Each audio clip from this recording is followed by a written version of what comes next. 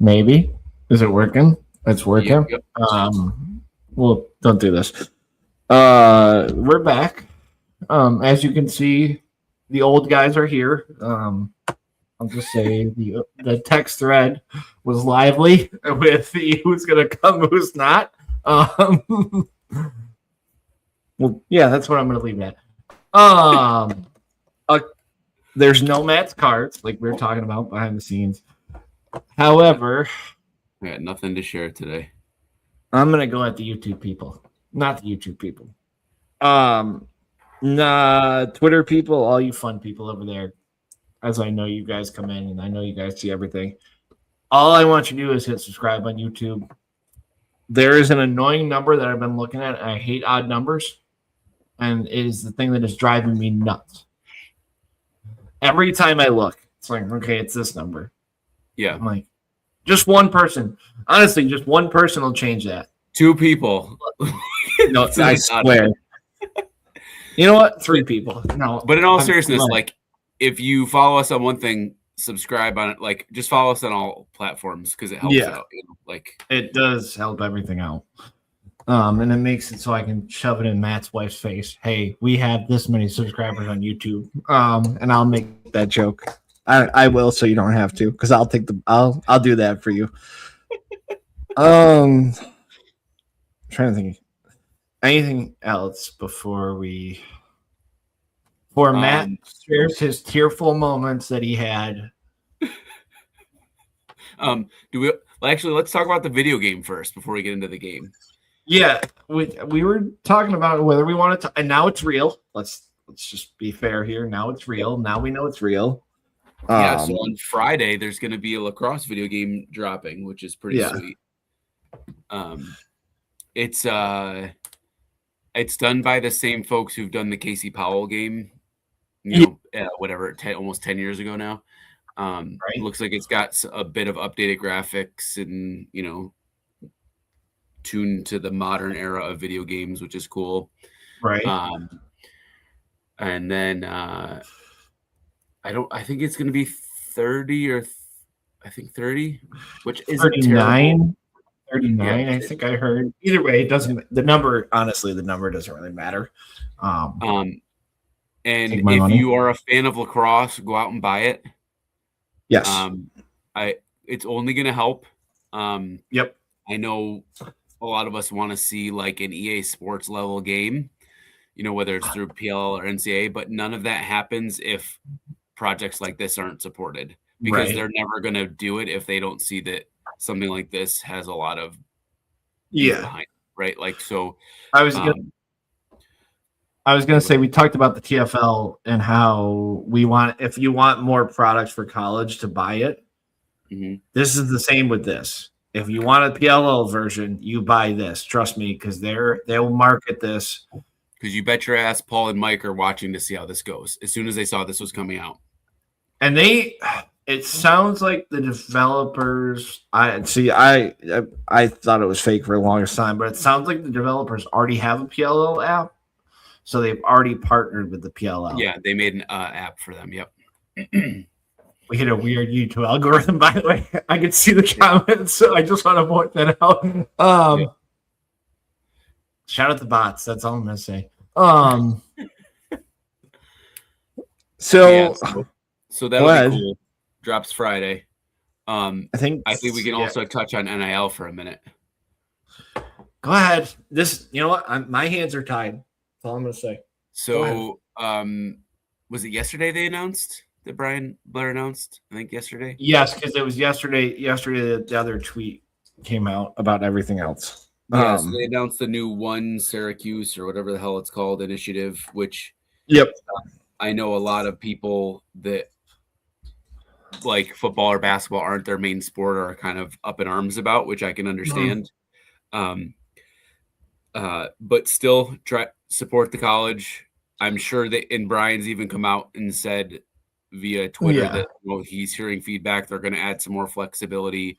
And Dan and I were talking before we went live that like pointed fundraising is really beneficial for Olympic sports and non-revenue sports, because they have such a smaller pot to work with that like even something like a $500 donation for something like rowing could have a huge impact, like as opposed to that might not even be a drop in the bucket for basketball or football, right? But like if you have a rowing alum that's like, oh, I want to give $500 to rowing, that could actually really make an impact on that program, right? So I love the idea of them being like, all right, we're hearing what you're saying. We're going to work with it. Yeah. So you spoke to it, but I'll speak to it from my side. I've talked to a couple of people who are lacrosse only people. I'll just say it that way. Mm-hmm. And I think the frustration is we talk NAL from lacrosse. This is an NCAA problem. This isn't just an SU problem. Trust me, because it's the same issue. SU is the best example because they have the most. I'll use Maryland for this example. So just side note, Maryland.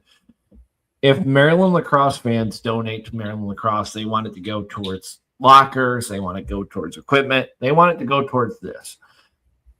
The issue that I'm hearing from people, and this is just general, this isn't Syracuse pointed, they don't want it to go towards Maryland football, right? Maryland football already has 75,000 donors of $10, right? So they're making you do the math. Obviously, I'm terrible at math when it comes to this, but like versus what you're talking about, where it's although lacrosse is a revenue sport for Syracuse, it's not in a sense, right? Because they're being outweighed by the two bigger sports.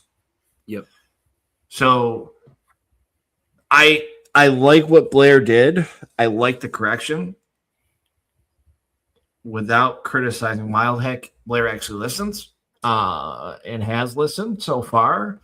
So I hope that goes the way it does, because it's tricky, right? Because they announce it when the men's and women's are away.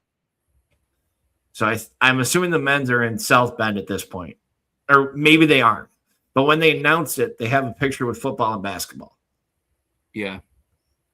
So immediately there's that, okay, are you promoting football and basketball? Or are you promoting all sports?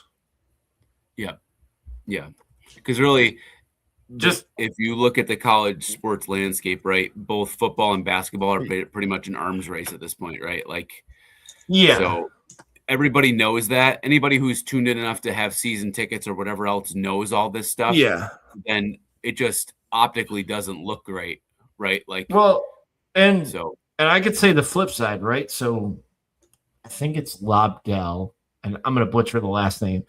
The basketball kid's parent who's raising the money, right, for basketball. Let's say he raises $7 million. Let's just say, hypothetically, and now it go towards 4 different sports. All right. Well, did he want to do that? Does it benefit SU? Yes. However, but he's going to want his money to go to basketball, right? Yep. Yeah. Yep. Like 100%. And I don't disagree with the initiative is great because the community needs to fundraise. Go ahead. Anybody who has a half a brain in their head, or anybody who's done any kind of fundraising before, like worked for fundraising, knows that like if people can point their donations to something that they care about, they're more likely to keep doing it, right? Like, and I gave Dan the example before we went live that, I went to Canisius for my undergrad. I was an RA there. So when I give my yearly donation, I wanted to go to Res Life because that's something that I was a part of for 3 years. I really care about that. And yes, is my measly $20.09 really going to make all that much of a difference? No, but I'm happy to know that at least maybe it's helping one RA on one of their programs, right? Like, and I'm more like keep doing it because I know it's going there. If it just goes into a pot and I don't know where it's going, I'm not more likely to keep doing it, right? So, and I did see a lot of tweets from. There's somebody that we know. I'm not going to mention him. I saw it from the football side too. Like, if this goes towards other sports, count my donation out. So I hope they revamp it quick because they're about to lose a lot of donors that they don't want to lose. I'm just going to say it that way. And it's not even like the big donors, right, Matt? We know that the $20 million people are still going to go. It's you said the $20. That's a great example, right? I donate the mandatory donation for lacrosse every year. No issue.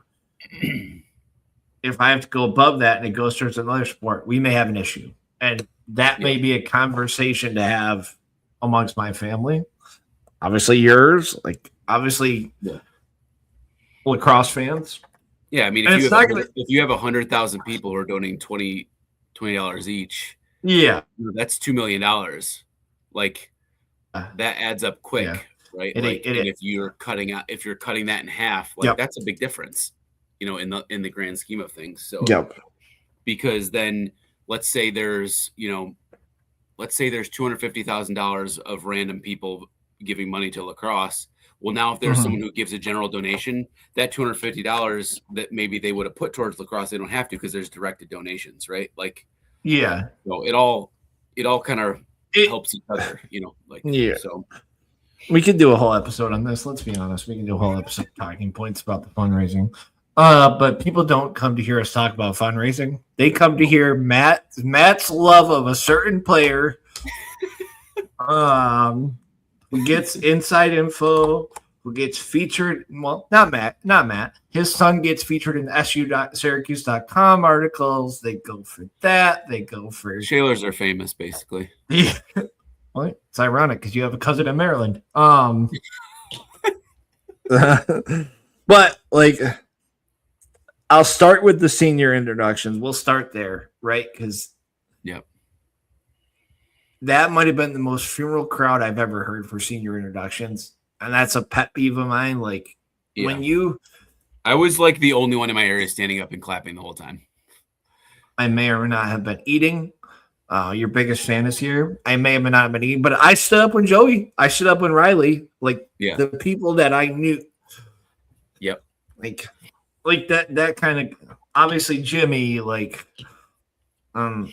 idiots that think they were booing him. I got news they weren't. They were saying McCool. That is yeah. I thought Joey got the loudest ovation, and I'll say it that way. You'll agree. I know you will. Yeah, you would expect that, Yeah. I thought Riley was the most underrated ovation. I think people are starting to realize how good he is. Yeah.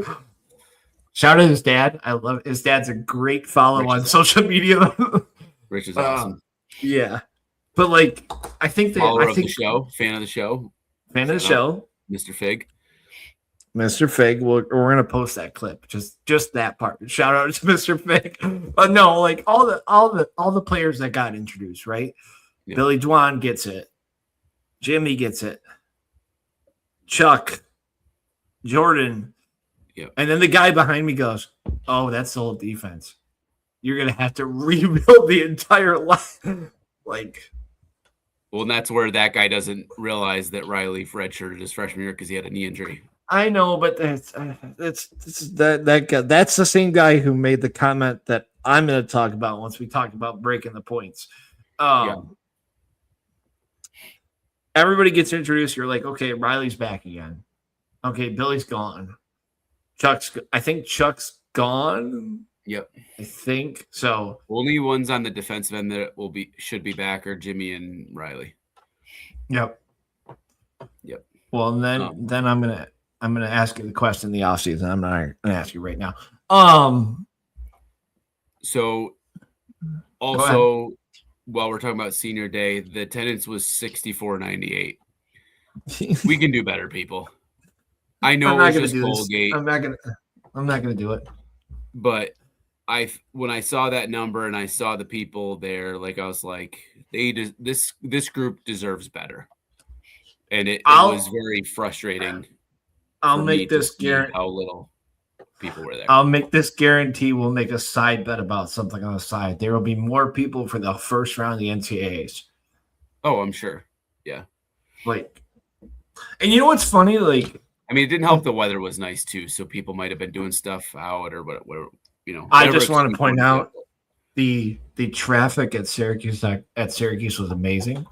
It literally took me 20 minutes from where I was to get there. Yeah. Did you park over on the west side? I parked in Ray. Oh, okay. Yeah. I always park in Ray. I don't have my connection, Matt. Sorry, I can't have the connection. No, I have to park over in UAG. I don't get parking. Really? No. It's Listen, that goes into my ticket. You're gonna make Yeah, me it's rant very about good. parking. You're gonna make me rant about them letting general parkers come into the Ray lot and fill up the Ray They lot, and haven't then been wonder why. lately because of the 81, but Listen, that's a zoo because you got to go down. This is gonna be too inside baseball for other people, but Matt will understand. You got to go up past the hospital to Irving, yep, all the way to the VA garage. Turn right, go down, and then go all the way around to come back to Ray. yep, yeah. It actually has been nice to park over in UAG because I've been coming down Yeah, 481 to 690 and then getting off at Teal and like yeah, going that way up instead yeah, of over by 81. And we get in within 5 minutes, and then I get out within 5 minutes because I go out the garage and towards like Erie Boulevard way and like get away yeah. from any traffic whatsoever. Listen, shout out my job. That's all I'm gonna say because that's how I got closer this time. I'm not gonna Yeah. acknowledge him anymore. He is all yours I to don't see acknowledge in any the comment. comments on the YouTube. Oh, good, because unless he's on YouTube, I can see it. There's like two random like highs from like Oh. two random people on YouTube, and then there's your super fan. He said your super fan gave you the traffic shout out. I'm not going to give him any credit because he texted me like an hour before the game and said, "Are you there yet?"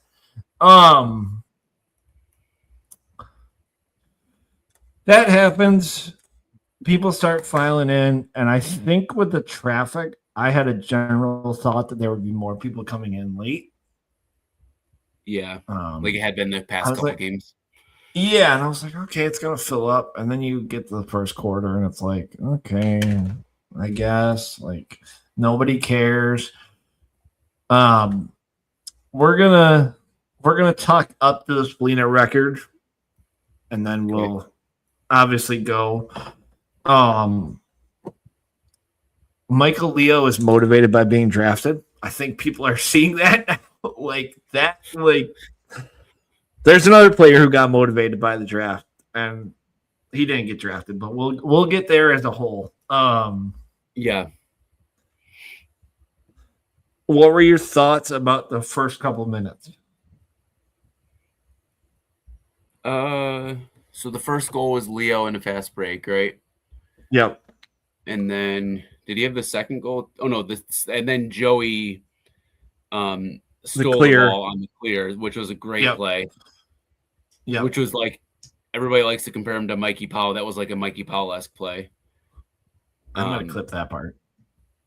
And so then like the funny part was so he gets that goal, right? And then from then until when he finally broke the record, it was like every time he got the ball, it was tense. Like you could feel it in the crowd, just waiting for it to, and I think he got the ball. I don't want that to play in the background.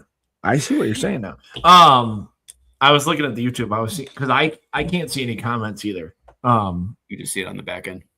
I can see it on the back end. I can see everything on the back end. Unfortunately.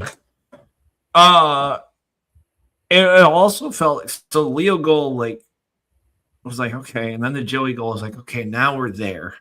Now we just got to get to the record.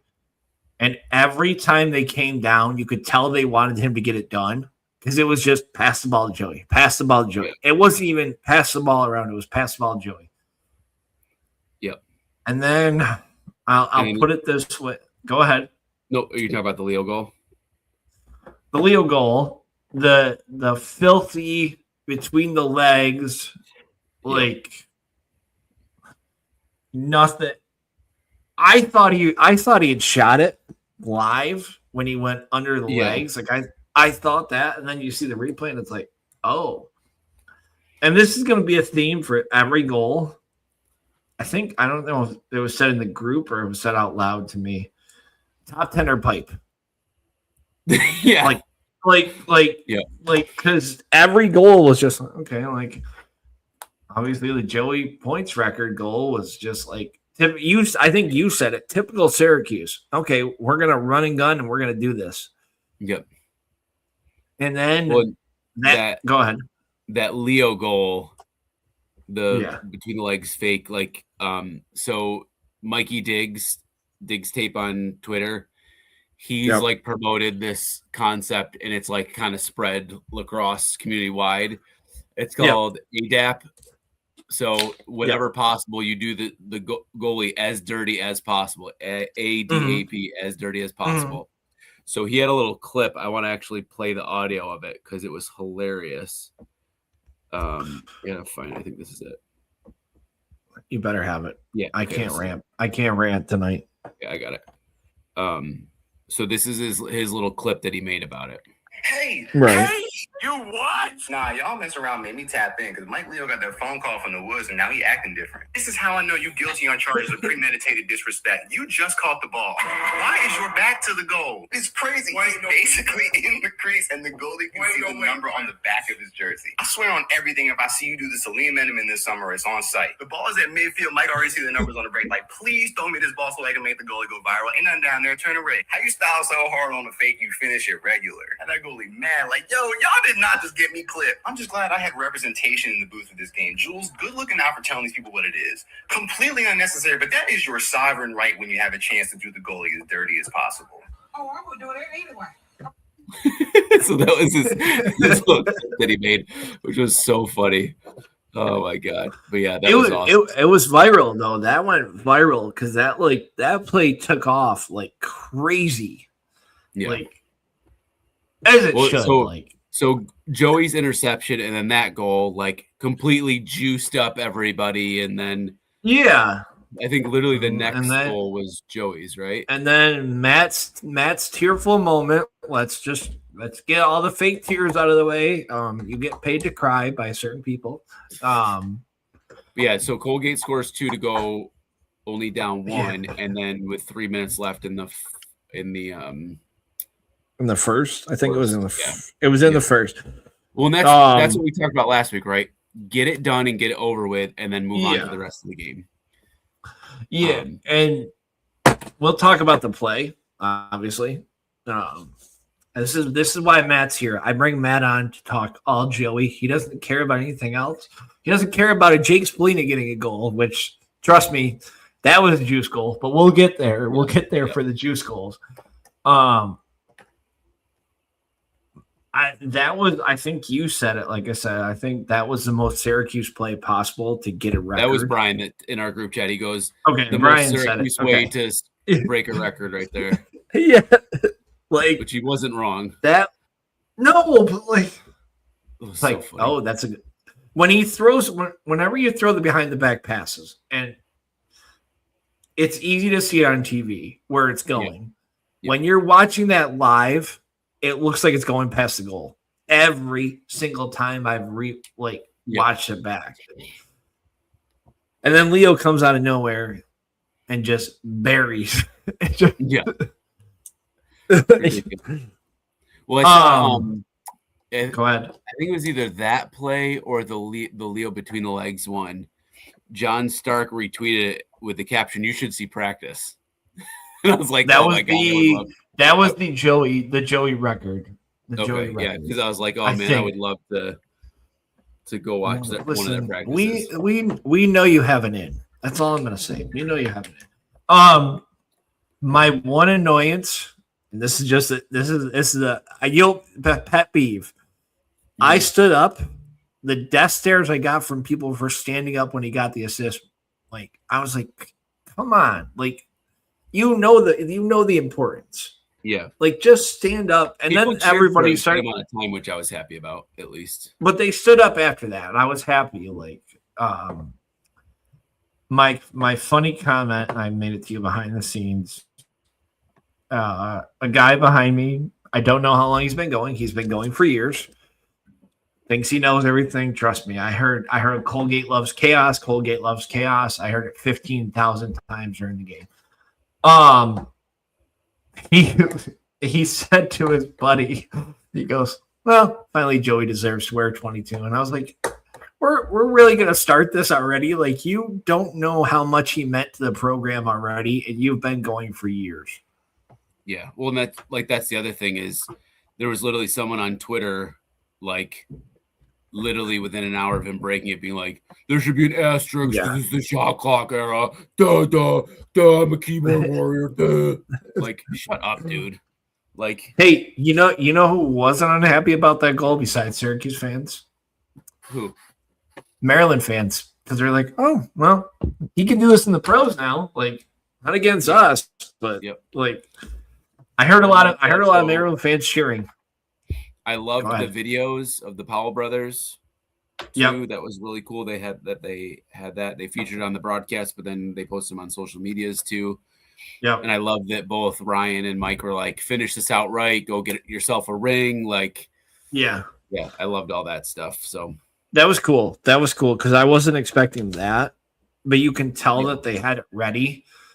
Yeah, Like you can tell at some point it was broadcast, right? Like they recorded it probably going into this week, honestly. Like, yeah. It would have been funny, but it would have sucked. And I hate to say it this way. I can make this joke now. It would have been funny. Like you get everything pre-recorded and somehow he gets held pointless. And then you're like, okay, crap. We got to push this out to the NCAA playoff. Like, congratulations. Yeah. Because that's the next time you're going to get that, right? Yeah. Fast forward to, I think we're good on the Joey, unless you got anything else that you want to add on that. I mean, I know we're going in order, but he finished total with 7 points, 2 goals, 5 assists. And so he's at 313 now. I think he got a goal right on the next. He got a goal in the next goal, too. I think he had another one. Goal, too. Yeah. And Finn had a BTB goal. There was like just, it was ridiculous. Okay, so I think the pipe count at the end of the first quarter was 15. And then it jumped to like 100 by the end of the second quarter, I think, because it was just in my notes, every spin shot. Go ahead. In my notes, I have Thompson hit 352 pipes. Yeah, like everything, and it was on the money too. Like it wasn't even like it was so close to going in. If it drops down an inch, it's in. Yeah, that's the thing. It's when you hit the pipe, you're that far off, right? Like yeah, and he made up for it in the second half. Did he? Did he, Matt? Did he? We're gonna get there. We'll get there. Yeah, he went from shooting 1 of 13 to 4 of 16. I lost all my stats. I love it. I'll talk about the annoyance. There is one annoyance I had, and we talked about it before. Oh, the challenge. The challenge. I'm okay with it. Yeah. However, it's the second quarter. There's 8 minutes left in the second quarter. Yeah. At that point, I think this is where I wish they had it. I don't think they have it for the box because I can't tell when it happened. I'm just trying to look naturally as so it was 3-6. That's what I wanted. It's not like it's a 1-goal game and it ties. That's my annoyance. At the end of the game or something. And it's at the end of the game. Yeah. And I have to clarify. So when I said in the group, terrible challenge, that's not on Gary. I know that. He's getting told by somebody in his ear. Let's just say Aquavino for the sake of argument. Yeah, who has the iPad or was watching or whatever. Yeah. Whoever's watching the iPad told him the challenge. I know you said it. On the first look, it was close. And then you see like the reverse angle, or I think it was a reverse angle, and you're like, oh, yeah, he's not even close. Like he's a couple inches off the line. Like, and it's easy to have the discussion. Like, it's easy to have that discussion. Yeah. So, and we'll see a theme here because the same guy who said Joey finally deserved to wear 22 called us the Twilight Zone for the refs because we got another phantom over in the back call that doesn't make any sense, that will never make any sense. I'd love for somebody to come on and explain the over and back rule. Yeah. And I almost pulled the mat 75 times every time it happened to them because it happened before 60, and every time they were screaming, "Why isn't that over the back?" And I almost pulled the mat. I almost turned around and I almost lectured them, but I didn't. Yeah. Well, and then the refs robbed Fig of his first career goal. Yeah, which even when I rewatched it, the broadcasters didn't even know what they called. Because there wasn't. The only thing they said they could have thought of was maybe we were offsides. That's what it was. They called offsides live. They did call offside. My only thing with that, and it's a frustration with the refs. You know they're offsides before he shoots. You can't tell me you don't see it before he shoots. Yeah, call it before that. Yeah, call it because the dome reacts. They do the lights, and it's yeah. And it's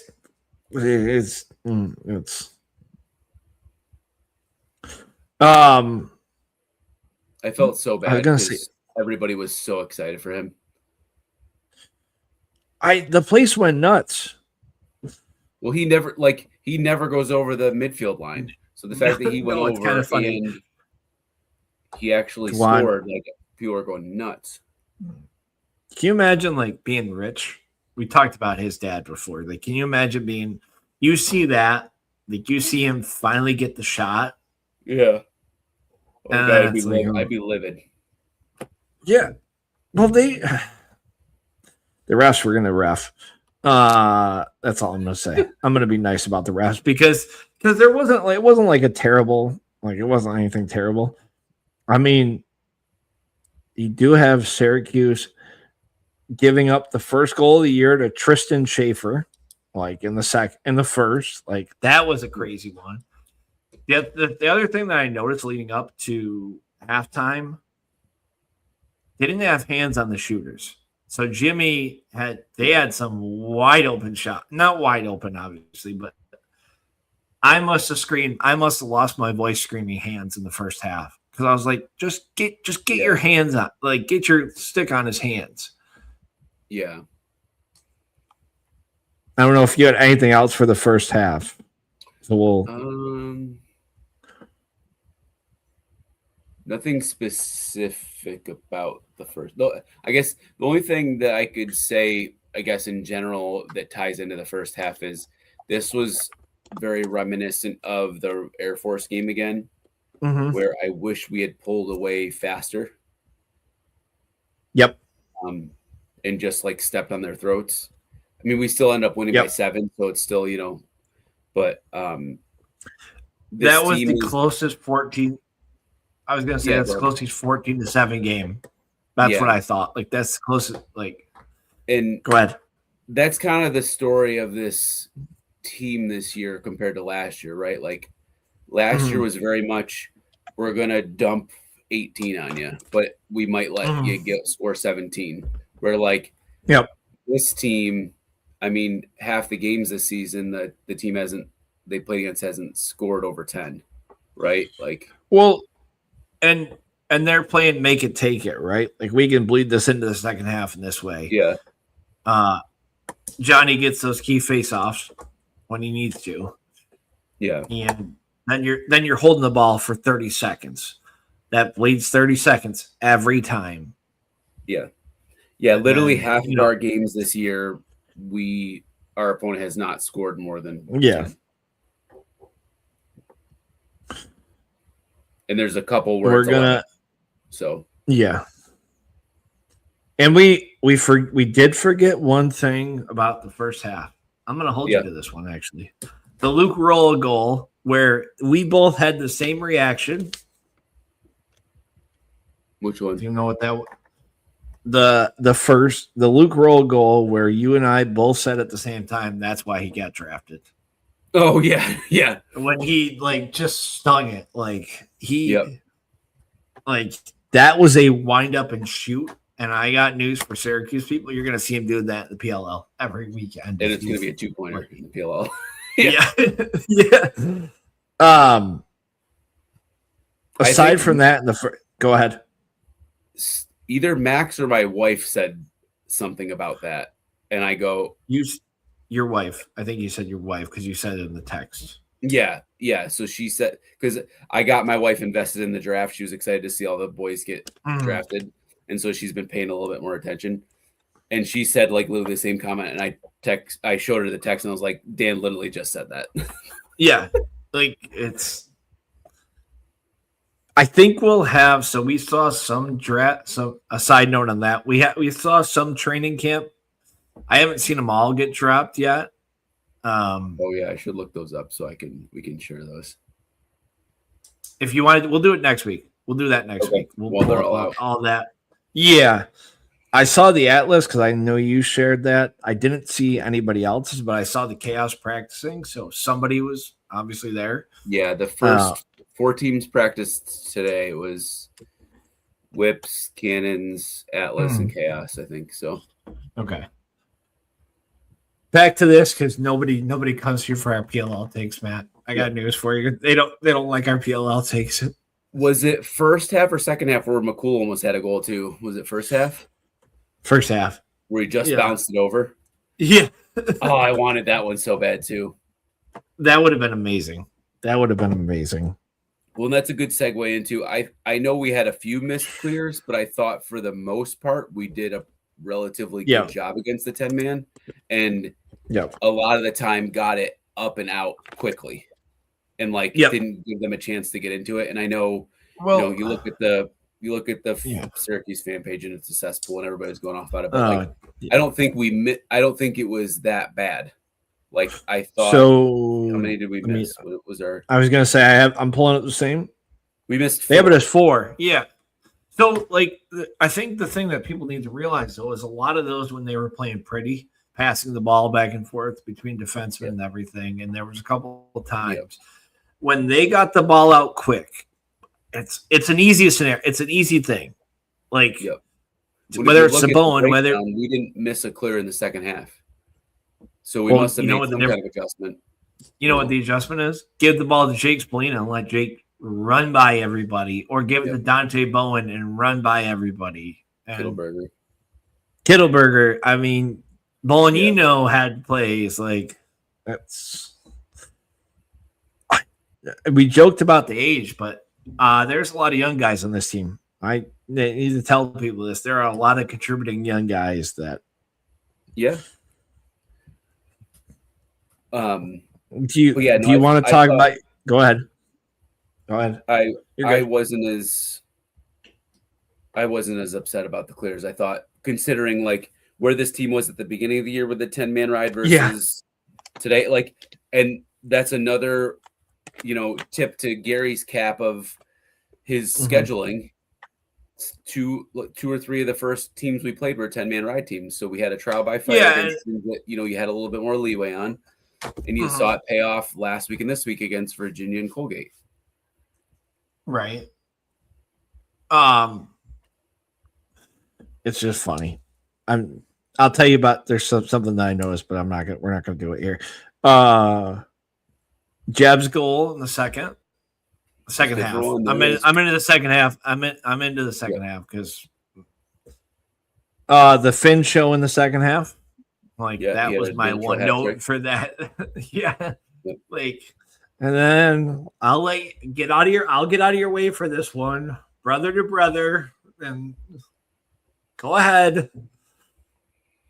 Oh, that was awesome. The Jake to or Joey to Jake goal, and he said Joey had said he was more excited that happened than the point record, and that was the first time that it happened since high school. So that was really cool that happened on senior day too. What a storybook kind of moment, So that was really cool. And to see them run at each other so excited and all that, it was it was really sweet. That was awesome. Right. Finn gets the goal on the man up, his loose ball rake and flip it over his shoulder too. Yeah. That was right on par with Leo's goal. You want to talk about players that are made for box lacrosse? He is 1000% made for box lacrosse, and Yep. that's not like a criticism. He is going to be high in the NLL. I think the projection is Joey and him 1 and 2. Right. Like that's because Joey's got the inside game because he's learned the Canadian style, and then Finn obviously has it. The thing that I was saying before, you could tell that Finn was motivated by the draft, whether you want to say it, whether you want to not. Like you could tell. Yep. Because like he was ripping right off the bat. He was trying to shoot everything. There wasn't like a look to pass. Yeah. It was, I'm going to put on a show. I'm going to get invited to a PLL training camp or the combine, which I still don't know anything about. I got to do more research. I don't understand how that's going to be done mid-season, but anyways. That's a PLL episode. I would be surprised if by the end of the season he's not on a roster somewhere. And I actually put in, I think the Stick Talk group me that he would be perfect to be paired up with Joey. Yep. On the whips, because like, let's be honest, Matt Rambo is halfway out the door in terms of retirement. Like he played in I think 4 games last year, so unless he got in crazy shape in the offseason, he's probably not playing much, right? I can answer that for you without knowing what he did in the offseason. The answer is no, because we both know as you get older, it is a lot tougher to stay in shape. Yeah. And so, you got Joey, you've got Rob Pennell, and you've got TJ Malone, which is all great, but Joey and Rob fulfill the same kind of role, right? Yeah. And if you look at, I think the Atlas are a perfect recipe for your type of attack line. So you got Xander Dixon, who's a crease attackman who's going to catch and finish anything you've got. You've got Jeff T, who's a good dodger and shooter, but his main thing is passing. And then you got Connor Schellenberger, not Colin Schellenberger, Connor Schellenberger, who's your dodger and shooter and scorer. Right. And so you've got TJ Malone to fill the Connor Schellenberger role. You've got Joey to fill the Jeff T role. Pick up Finn, and he's your Xander Dixon. And then you've got your recipe there. And then you use Rob as your kind of coach mentor to Joey. Yeah. I a PLL note aside, and I'll bounce this off of you. So I'll bounce this off of you, and then that's where my knowledge of PLL goes out the door right now. Is there possibly a way where he goes the Rabel route of player/coach? Because he's kind of transitioning.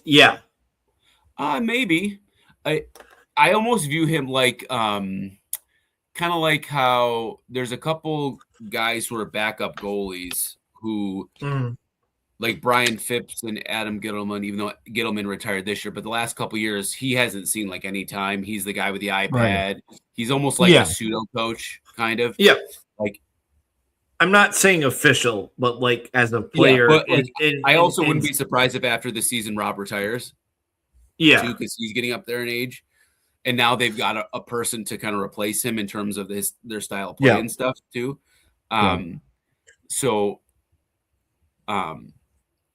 But yeah, I'm interested to see how Joey, Rob, and Rob do on the same line because they're very similar players. But yeah, I think Finn would be an easy no-brainer for that team to fill in as a crease attackman. But like I said, I'd be surprised if by the end of the season he wasn't on someone's roster because he's too good of a finisher, even though he went 4 for 16 this week. But I know that's the worst part. Somebody's gonna see that and they're just gonna be like, okay, you guys said he was great. He went 4 for 16. I got news. He's got 30 goals. He's leading the team in goals. So but you know what? I'm gonna play devil's advocate here. If he hits half of those pipes and they go in, he has almost 40 goals. Like I think that's the thing that people need to realize. Like well, if you look at his stats, one game he was 4 out of 6, 2 for 4, 3 for 4, 2 for 4, 3 for 6, 2 for 6, 3 for 6.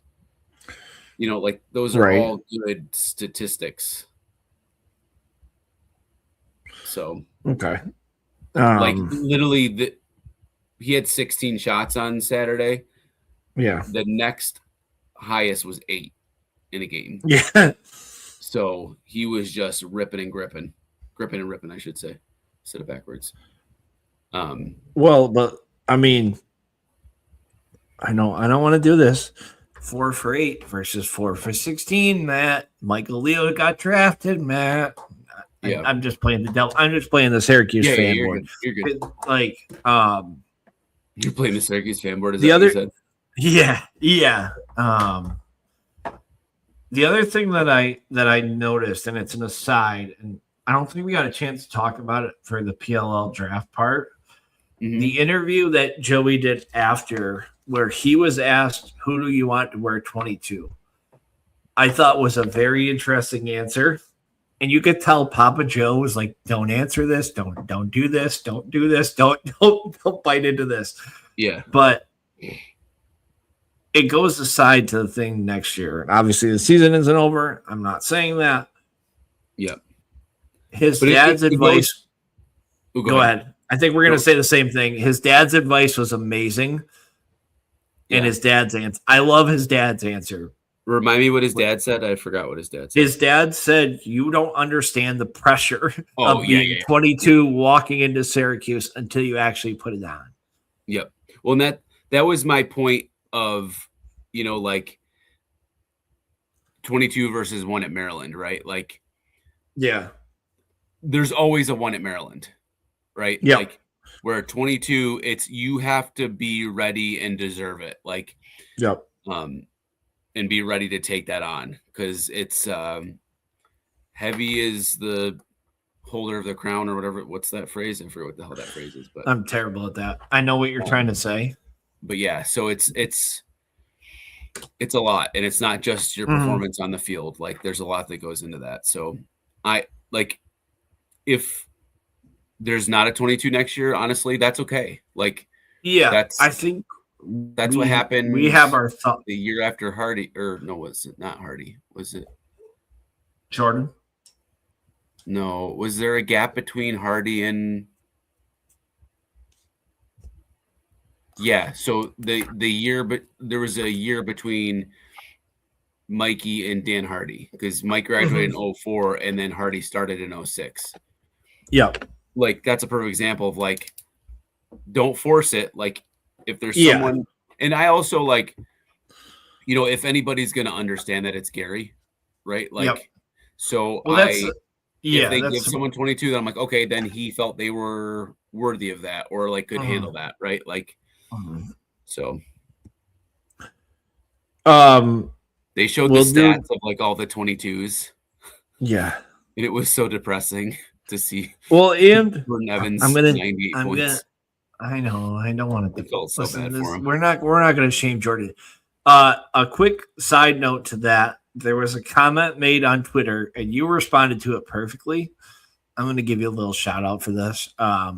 There was a comment made. Let's do a draft of the all-time attackmen, and if you want to go back and watch, we did an episode of drafting our all-time teams. Yep, just team.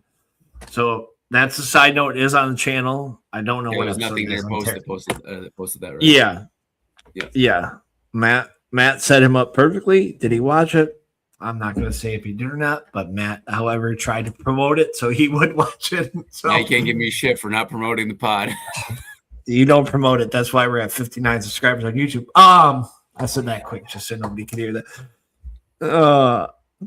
We'll get into Notre Dame. Go ahead. We'll get into Notre Dame first, and then we'll do two the more other thing. notes. So McCool finished with 10 saves and 59%. So good game from Jimmy overall.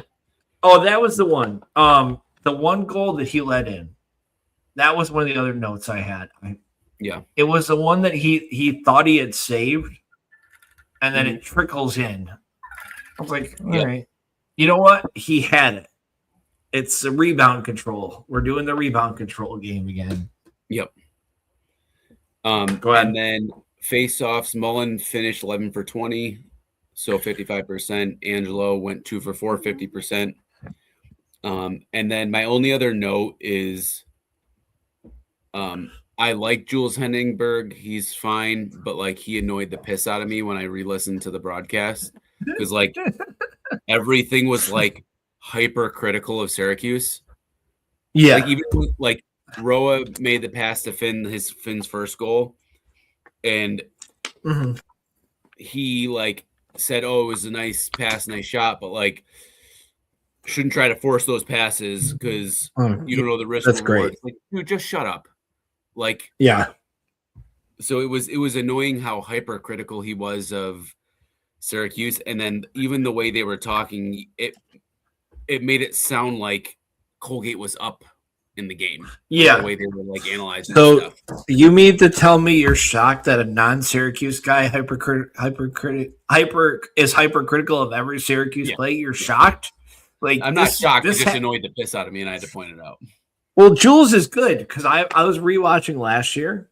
Mm-hmm. He was on the call, so maybe that's his zone. Like Colgate is his. Well, it was good. Go ahead.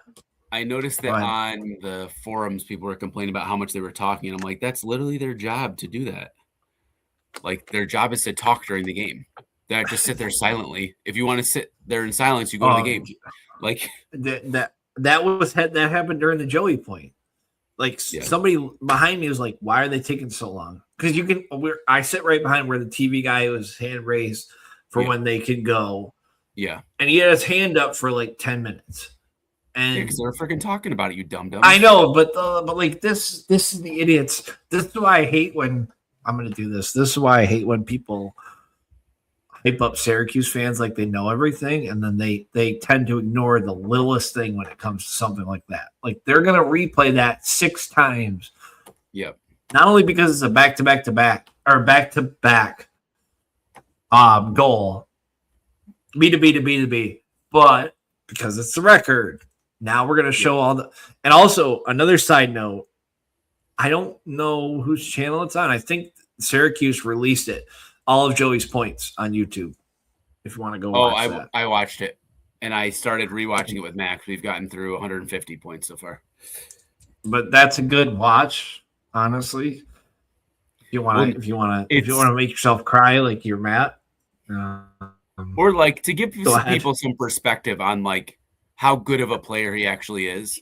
Like and all the different ways he's scored and like actually beat his man and like you look at some of the guys he's matched up against, like, and that was, they talked. He's been on a couple podcasts this week to talk about that and getting drafted and stuff. And like, if you look at it, like, he's always been going up against number 1 guys, right? So like, well, we're gonna get there because he's going against a guy who has his number. Yeah. So like, he's getting all the top guys. He had Gavin Adler on him. He had Brett Makar on him. He had, insert name of number 1 defender from whatever program. He's about to have Sean Light following him around all game long. Yep. So, yeah, that's a good segue in. We'll finish with the bracketology stuff that we talked about. Commonality opponent. I'll start there, and then we'll kind of dive in. They beat Georgetown 15-9. I don't really put any stock in that. Beat Maryland 11-8. You know who they lost to though? Virginia. Who's there? What? Yeah. Yep. In Charlottesville on the grass, they beat Carolina, which is telling, and they beat Duke 10-5. They beat Carolina. Oh, yeah, because they shut down. Yeah. The interesting one is the game that they just played, though. Where they barely beat Duke, yeah. They beat Duke by 1. And that's not to act like Syracuse is great, anything like that, but just pointing it out. If you look at their last, let's see, 1, 2, 3, 4, 5, 6 games. Yep. 1, 2, 3, 4, 5. Yeah, they've only broken 10 twice. Yeah, I think the number, if you're Syracuse, is, I mean, it's obvious. Hold them below 10, like it's obvious. I'm not gonna act like it's not obvious. I think your money line is 8, but I'll be honest there because that's where they're. Let me pull this up here. I was gonna say I'm pulling up their stats. So Well, I that's don't the thing. want When you look at their stats, it's not like I typed them up and like their leading person has 32 points. Yeah. They're not like, I mean, there are games they've, and this is not critical of them. They are a good team, but the only time they put up 16 against Marquette, which Marquette is a terrible Big East team. Yeah. They put 29 against Bellarmine, who's like bottom of Division 1, 15 against Right. Georgetown, and then from there, their next highest is 12 against Richmond, and then 11 against Maryland, and then from there it's 10 and under. Well, you talk. Here's a great example of what you just said. I'll dumb this down even more. I'm gonna butcher this name, so you're gonna Josh Yago. I think that's how you pronounce it. Leading point guy for them. Yep, 32. You know how many points? Yeah, 20 and like goals we're just talking about how many goals Finn has, or Leo. He has 30 goals. Finn has 30 right. goals on the season. And Josh gets drafted in the PLL. I know how he got drafted. I'm not dumb. It's not like a discredit to him, but like, he's their best player by far, for sure. This isn't the Notre Dame of old where they had the Kavanaughs and they could run it. Yep. This is, we're gonna beat you down. We're gonna schedule 5 games a year, and we're gonna hope that we play. Their offense is very much a by committee offense. Yeah. Right. Like they've got, let's see, 1, 2, 3. Let me look at the overall stats. It's kind of funny when you look at the points when it drops down, honestly. Yeah, like the first 4 or 5 guys are right around 20 points and up. Like yep. And then there's a drop off. And then it drops like crazy. But like a lot of guys have 3 points. A lot of guys have 2 points. So they got guys who can contribute everywhere. Yeah. In some way, shape, or form, right? Like, and the big thing is they're a defensive team, right? Like, yeah. So it's led by Light, and then you got Will Donovan as their LSM who just got drafted. Yep. So he's going to be a PLL LSM. Like, he's a great defender. He's got let's see. I had this written down, and I don't know if I read it wrong. He's got. I'm looking. What do you look at? What number do you want? He's got 11 caused turnovers and 32 ground balls. Yep. He does have 4 turnovers. I'm going to nitpick there. He does have 4 turnovers. Sorry, but and like Sean Light is like, he gets his flowers, but he's a similar type of defender to Riley. Yep. Where he's just cover you, shut you down. You're not going to beat him one-on-one. You know, he's not the guy running up the field to score the goals. Mm-hmm.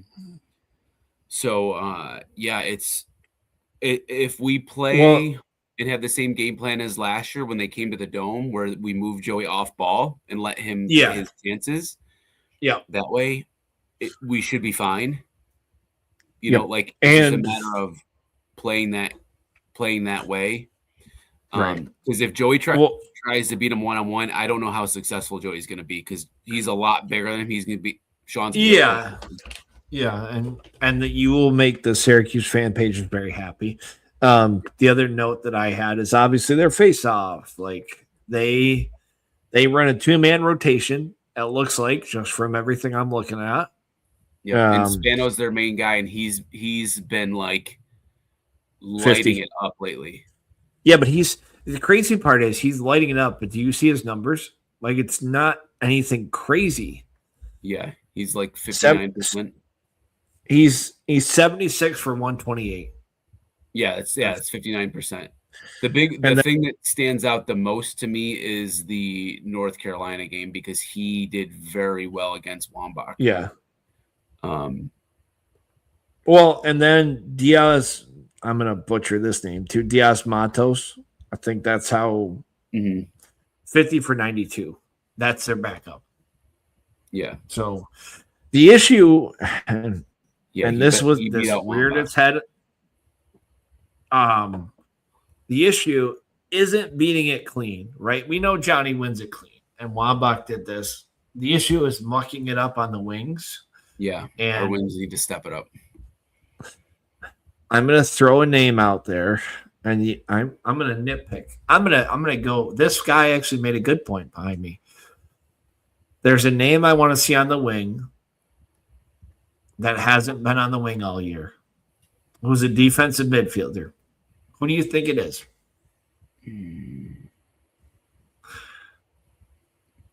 Not right. Short stick, obviously. Matt, no offense. Yeah. There's three. What's that? Oh, like of our guys who play? Yes. Dante. Yep. Yep. The physicality of Dante. That's what was expressed. Jaden would be great too. I want to see one of them.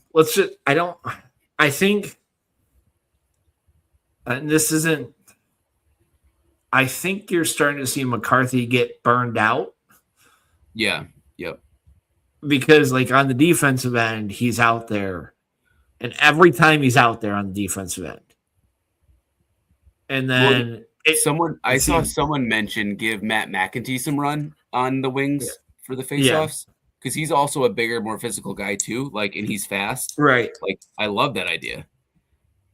They have to do something.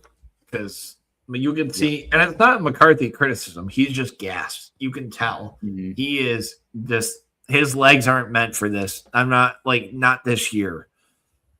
Yeah. The other thing I saw, and I'm wondering how Notre Dame's going to approach this, is putting short six on attackman. I don't know if you noticed that, but Colgate pulled the whole midfield. And well, that was, I think that was another reason why I think they were a little bit more successful down on low the face-offs too. Yeah, was they were double pulling the face-off. Colgate was. Yep. And the refs may have given Johnny a late whistle 75 times, but I'm not going to debate that. But it'll be interesting to see. Obviously, Sean Light. I'm curious who Will Donovan's going to guard. That's another one I'm curious of because, if Gary comes out, we'll say the same starting lineup against Colgate. We'll just say I wonder if it's Bear. Probably out of those three, you take Bear away and you hope that McCarthy doesn't do it. Because I don't. This is gonna sound like criticism. I don't think you necessarily need to pull on Roa. Yeah. Because what Roa does, he doesn't drive. He shoots. He doesn't drive. It's rare. Yeah,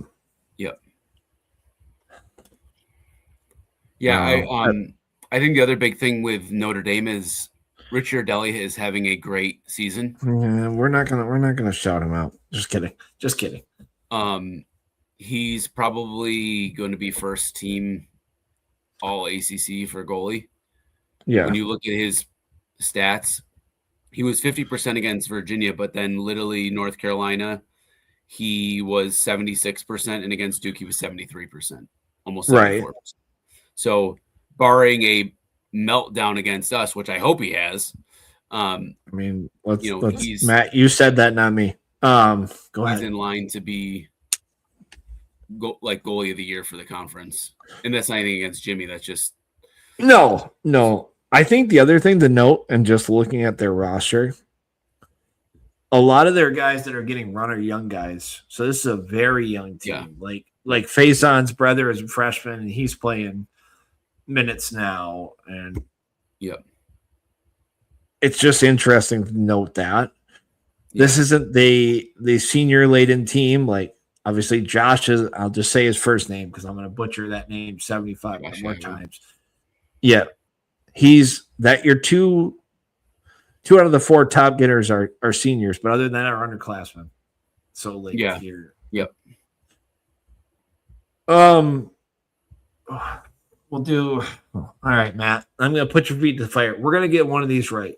We said a shootout.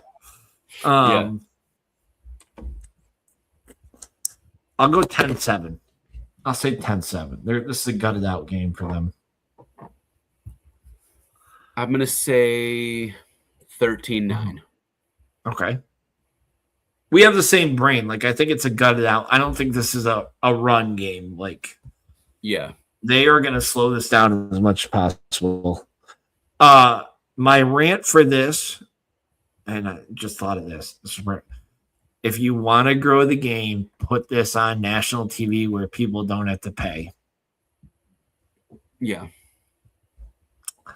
I don't know how you want. No. There are a lot of fans who have it. They did the same thing to Richmond and Notre Dame. This is where I need a network. This is where I need a network. I don't care if it's national TV. I don't care if it's Corrigan Sports. I do care if it's Corrigan Sports because I hate them. But like, I need somebody to broadcast this that's more affordable than the ACC network extra. That's how I'm going to say it. Yeah. Do you want to get into the thing you wanted to talk about now that you weren't? Bracket? Yeah. Yeah, we can do that. All right. I think we're good on everything else. So they revealed the top 10 during the Notre Dame Duke game, and then subsequently have released their Inside Lacrosse isn't released version 2 of the bracket, which you can see on the screen now. So top 10 from NCAA over the weekend. Cuse is at 4, which we're still sitting there. So this was Bracketology version 2 based on what's where we're currently at. Obviously, this is all going to change as we get through conference play and end of the season and stuff. I don't love this draw. Yeah, it's a terrible draw. Like, you know what? I blame Syracuse fans because we've been hearing all year we avoided Army.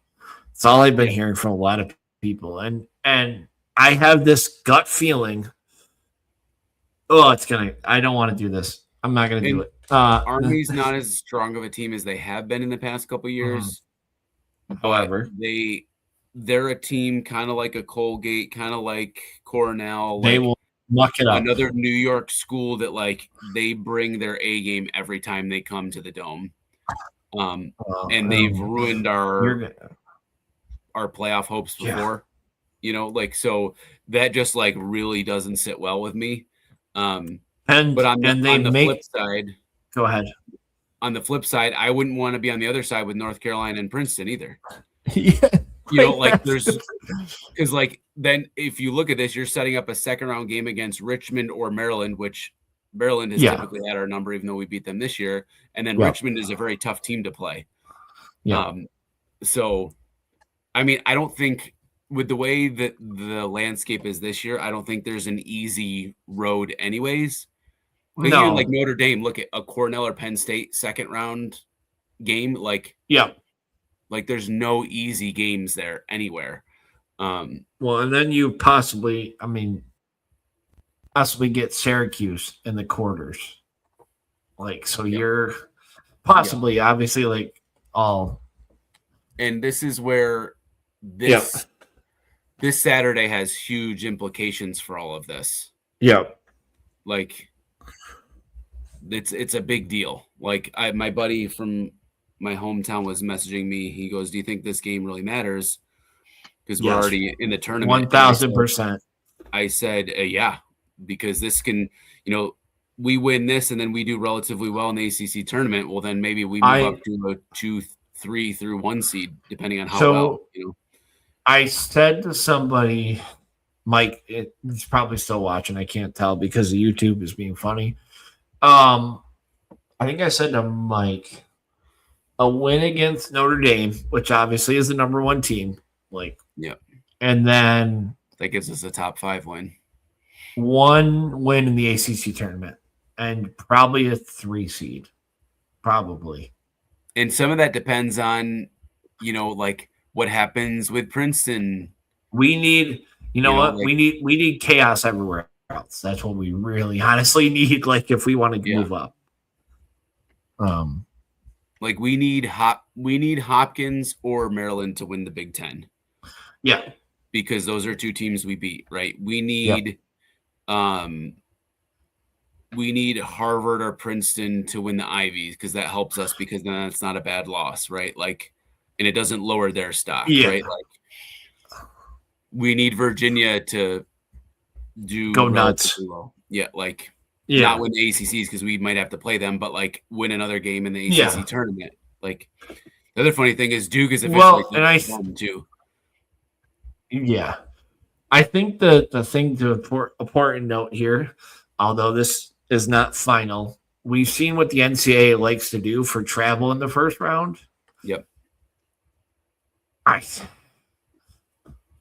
Well, that's why short of us being a 1 or 2, like I think if we're anywhere 3 through 8, I think Army's coming to us potentially because of the travel.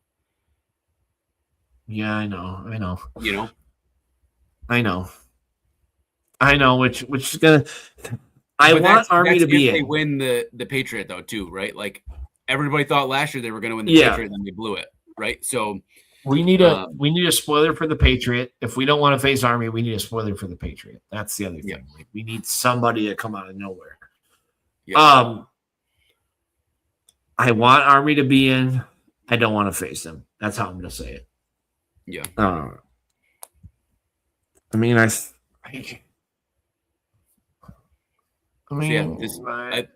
the big thing too is we win Saturday. Then I think we're at least second in ACC. Yeah, I think so. Yeah, because it depends on the Duke North Carolina game too, because then if they beat Duke and we beat North Carolina, or then we beat Notre Dame, then I think North Carolina gets the 1 seed, we get the 2 seed because of head to head. Listen, and then go ahead. And then Notre Dame and UVA get 3 and 4, which I would assume that then Notre Dame would be 4 because of the head-to-head with UVA. But if we beat Notre Dame and North Carolina loses, then there's a 3-way tie for second. We're the 1 seed. Yep. There's nothing. This is what you tied it in perfectly there. There's nothing I want more than Duke to cause chaos now. I just want them to cause chaos for everybody. Like, yep. Just beat Carolina. That's your Super Bowl. Go out and win that. That's the thing is they have nothing to lose now, right? Like just have a good last game, right? Like I'd love to see them beat North Carolina. Oh, there's nothing greater than just shut up all the North Carolina fans and Petro than to do that. Yep. So a lot of stuff at stake this weekend. Is there any surprises looking back for the top 1 through 8 that you see here? Like in terms of from the beginning of the year to now? Yeah. I didn't think Hopkins was going to do as well in the Big Ten. I mean, obviously they were national championships last year, but I didn't think Cornell without CJ would do what they're doing too. Like, they're and who's like so Princeton. Who's sneaky who might make it in depending on how they finish out their last game in league play is Yale. Yale's on a heater right now. Don't do this. They're a scary team to play right now too because they're doing really well. Well, like, so if we go through the top 8, right? Like just quick. Yeah. Notre Dame is Notre Dame. They schedule 5 games a year. I'm so sick of hearing them talk about how tough their schedule is when they play half the games. Their coach is smart. That's my one thing I'll say about him. He's very smart for that. Princeton is Princeton. They got Palumbo, who was featured on Stick Talk. They did a good shot with him doing a good like he's gonna be there. You see, Brian, I do watch. But like he's like I mean, Carolina's Carolina. Like I thought Carolina would be good, to be honest. So it's not like a shock that they're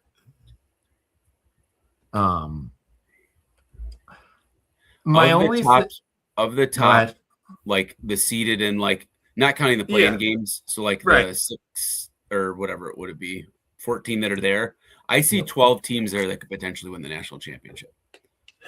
Okay. I'm- now name me the ones that can't. I'll put you. I don't think Towson could, and I don't think Army can. Okay. But I think any one of those other teams could. Yeah. That's how wide Because open this is. like Harvard gets on a run, and then we have, obviously, like we've Harvard done only the lost Harvard. to Princeton by 1 goal. Yeah, I know. That's what I mean. We've done the Harvard dance so many times. I don't want to do the Harvard dance in the quarters or anything like that. Somehow, Georgetown's if good enough to go on a run,